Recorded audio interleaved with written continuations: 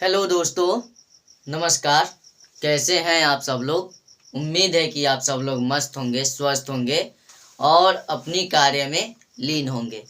जैसा कि आप सभी लोगों को मैं आज बताना चाहता हूं कि आज मैं हिंदी का काव्य खंड का दूसरा नंबर चैप्टर लेकर आया हूं। ठीक है, लेखक परिचय यानी सूरदास जी के बारे में मैं आपको बताने वाला हूँ। इनका लेखक परिचय, इनका जीवन काल के बारे में मैं आपको बताने वाला हूँ।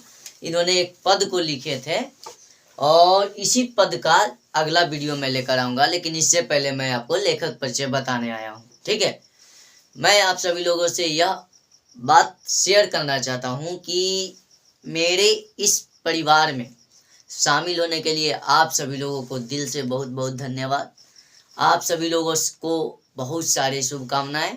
और मैं आप सभी लोगों से एक बात कहना चाहता हूं कि मेरे इस प्लेटफॉर्म के बारे में, यानी मेरे इस परिवार के बारे में आप अपने दोस्तों, साथी जो भी हैं उनको ज़रूर बताइए, क्योंकि यहाँ पे 10th और 12th दोनों का कंटेंट फ्री में अवेलेबल है, PDF से लेकर नोट्स तक। ठीक है, उसके बाद क्लास तो कराई जाती ही है। तो मैं आप सभी लोगों को बिना समय गवाए स्टार्ट करता हूँ। जानता हूँ कि इन्होंने अपना जीवन में क्या क्या किया, कैसे कष्ट झेलते हुए अपने यात्रा को, जिंदगी की यात्रा को सफल बनाए। ठीक है, मानव जीवन जो है, मैं आप सभी लोगों को बताना चाहता हूँ कि मानव जीवन जो है संघर्षमय जीवन है और कब क्या हो जाएगा इसका कोई पता नहीं है। यदि पता रहता तो उसका मजा ही कुछ अलग होता है। मजा अलग होता कहने का मतलब कोई मजा नहीं होता। पता ना है तो ना हम सब डराल रहते कि नहीं यार कहा जाने क्या हो जाएगा।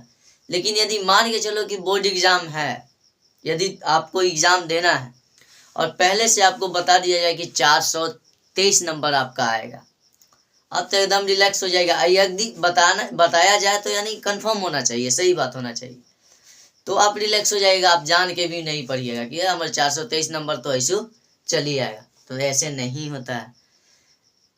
ठीक है, नहीं जानने का मजा कुछ और है। और जीवन में संघर्ष कीजिए, संघर्ष से पीछे मत हटिए। उसके बाद ये संघर्ष में आइए ना, इस मैदान में उतरिए। संघर्ष का मजा कुछ और है। अभी बोर्ड एग्जाम की तैयारी है, उसको रगड़ के एकदम मेहनत कर दीजिए, कोई दिक्कत कोई परेशानी नहीं होगी। माँ बाप का जब रिजल्ट आएगा तो सीना चौड़ा हो जाएगा। ठीक है, ये सब पढ़ाई के साथ मोटिवेशन भी ज़रूरी है। तो मैं आप सभी लोगों को कभी कभी मोटिवेट करते रहता हूँ।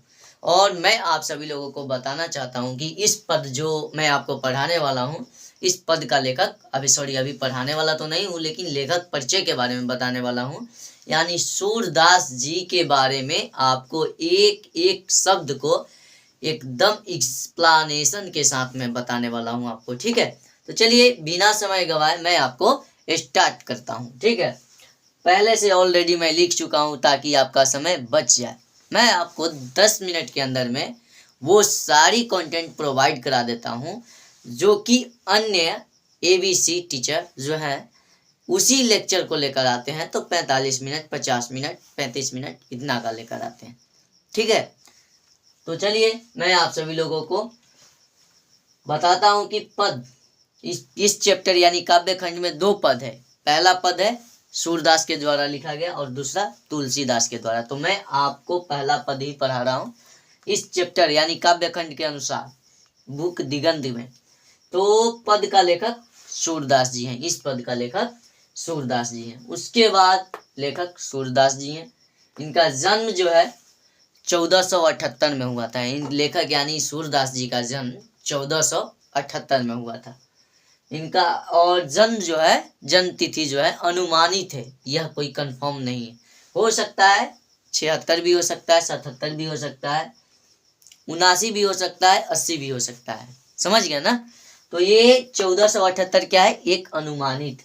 इनका निधन जो है 1583 में, इनका निधन जो है 1583 में हुआ था। यानी कुल मिलाकर कहने का मतलब ये लगता है कि 100 वर्ष से अधिक जी गए ना। तो 78 5 83, 78 5 83, 78 5 83 होता है। तो यानी 105 साल ये जिंदा रहे। ठीक है। उसके बाद मैं आप सभी लोगों को बताना चाहता हूँ कि इनका जन्म स्थान जो है वो दिल्ली में इनका जन्म हुआ था। उस स्थान गांव का नाम है सिही, जो कि दिल्ली के पास, यानी दिल्ली के पास एक गांव था, उसका नाम था सिही। लेकिन इनका निवास स्थान जो है ब्रज क्षेत्र में रहा। ये हमेशा ब्रज क्षेत्र में ही रहे। ब्रज क्षेत्र कहने का मतलब कभी गाँव-घाट रहे, कभी वृंदावन रहे और कभी पारसोली रहे। इसी 3 जगह में ये अपना जीवन को संपन्न कर दिए। उसके बाद मैं आपको बताना चाहूँगा कि शिक्षा जो है इनका ज्ञानार्जन स्वाध्याय से, यानी कहने का मतलब ये खुद अपने ज्ञान को अर्जित किए। स्वाध्याय करने का मतलब खुद से पढ़ना, खुद से सीखना, खुद से कुछ करने की चाहत, समझ गया ना। तो स्व अध्याय से इन्होंने क्या किए, ज्ञान अर्जन किए, ठीक है, ज्ञान को अर्जन किए। संगीत के ज्ञान इनके पास स्व अध्याय से, ये तो मान के चलिए कि किताबी ज्ञान पुस्तक ग्रंथ का था। उसके बाद इनके पास संगीत का ज्ञान था। संगीत का ज्ञान कहने का मतलब बाजा जो भी है, सुर ताल, ये सब का इनके पास ज्ञान था। उसके बाद इनके पास सत्संग का भी ज्ञान है। ये कृष्ण भक्त एवं वैराग्य किस्म का व्यक्ति थे। कृष्ण भक्त यानी कृष्ण जी से इनको बहुत गहरा लगाव था और ये वैराग्य मार्ग के ये पथिक थे, ठीक है। उसके बाद मैं आपको बताना चाहूंगा कि दीक्षा गुरु, शिक्षा इनको बता दिए, दीक्षा गुरु बताता हूँ, महाप्रभु वल्लभाचार्य, जिन्होंने इन्हें शुद्धदैववाद एवं पुष्टि मार्ग की शिक्षा दी थी। समझ में आया ना। इनका दीक्षा काल जो है 1 साल का रहा, 9 से 10, ठीक, अप्रॉक्स। उसके बाद मैं आपको बताना चाहूंगा कि इनके कृतियां जो है सुरसागर, सत्य साहित्य लहरी, राधा रसकेली, सुरसावली, ये जो है इनका 3-4 क्या हुआ, इनका जो है कृतियां हैं। सुरसागर से इन्होंने क्या हुए, विश्व में प्रसिद्ध कवि बन गए। सुरसागर से इन्हें विश्व में जाना गया। विशेष इनका बताना चाहता हूँ कि इनके बारे में विशेष क्या है। जन्म से ये अंधे थे, सूरदास जी। सूरदास जन्म से क्या थे, अंधे थे। बड़े होने पर जो भी एक आंख था वो भी चला गया, यानी दोनों आंख चले गए। उसके बाद ये इनका स्वभाव जो था मृदुल स्वभाव था, विनम्र स्वभाव था, निराभिमानी। निराभिमानी कहने का मतलब क्या होता है, जिसके पास अभिमान ना हो। मान के चलिए कि आजकल के जमाने में लोग अभिमान में चूर रहते हैं, यानी कहता है ना, attitude is my best full behaviour, इस लोगों का कहना है। लेकिन नहीं, ये निराभिमानी थे। इनका कहीं भी अपमान भी हो जाता था ना, तो उनको ये साइड कर देते थे, यानी निराभिमानी व्यक्ति वैसे को कहा। विनम्र यानी एकदम नर्म स्वभाव के थे। उसके बाद भावुक और अंतर्मुखी स्वभाव के विरक्त महात्मा। महात्मा कहने का मतलब जिसकी आत्मा महान हो। तो ये सब लोग कैसे पुरुष थे, महापुरुष थे, जिनका एकदम आत्मबल जो था महान था। उसके बाद मैं आपको बताना चाहता हूँ कि इनकी कृतियां जो है गय पद में भी है। गय पद यानी गाने वाला में, जानते हैं ना, गय पद कहने का मतलब गाने वाला में। तो ये थी इनकी जीवन का परिचय और मैं आप सभी लोगों को बता दिया। कहे तो आप लगे हाथ में आपको रिवीजन करवा देता हूँ झट से। देखिए, पद सूरदास जी का जन्म 1478, निधन 1583, जन्म स्थान सिही, दिल्ली के पास एक गांव था, निवास स्थान ब्रज क्षेत्र में, गौघाट, वृंदावन व पारसोली। शिक्षा ज्ञानार्जन से, स्वाध्याय से ज्ञान को अर्जित किए, संगीत का ज्ञान था।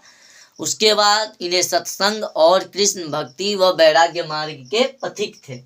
दीक्षा गुरु जो इनका था प्रभु वल्लभाचार्य, जिन्होंने शुद्ध दैववाद एवं पुष्टि मार्ग की शिक्षा दी थी। इनकी कृतियां सुरसागर, साहित्य लहरी, सुरसावली, राधा रसकेली, ये सब इनकी रचना है। सुरसागर से इन्होंने विश्व में प्रख्यात बन गए। उसके बाद इनका विशेष जो है, जन्म से अंधे हुए, बड़े हो जाने पे भी इनका एक नयन जो था वो भी चला गया। ये मृदुल, विनम्र, निराभिमानी, भावुक और अंतर्मुखी स्वभाव के विरक्त महात्मा थे। इसके बाद इनका जो पद है गए में भी उपलब्ध है, यानी गाने वाला में भी इनका पद जो है उपलब्ध है। मैं आप सभी लोगों को बताना चाहता हूँ कि ऐसा महान पुरुष जिन्होंने अपना जीवन को सिर्फ और सिर्फ किताबों में गुजार दिया, वही किताब मैं आप सभी लोगों को बताने वाला हूँ आज कि इनके बारे में क्या बताया गया है। ठीक है, सूरदास जी जब अपने प्रिय विषय का वर्णन शुरू करते हैं, सूरदास जी जब अपने प्रिय विषय का वर्णन शुरू करते हैं तो मानो अलंकार हाथ जोड़कर उनके पीछे दौड़ पड़ता है। उपमाओं की बाढ़ आ जाती है, रूपकों की वर्षा होने लगती है, संगीत के प्रवाह में कवि स्वयं बह जाते हैं। उसके बाद वह अपने को भूल जाता है। काव्य में इस तन्मयता के साथ शास्त्रीय पद्धति का निर्वाह विरल है। ये इनके बारे में था, यानी जब ये अपने लिखावट को शुरू करते हैं तो ये अपने आप को उसी में लीन हो जाते हैं। ठीक है, ये सब थी इनके जीवन का वर्णन और मैं आपसे मिलता हूँ इसकी लेक्चर 2 में। तब तक के bye, take care, love you मेरे फ्रेंड्स।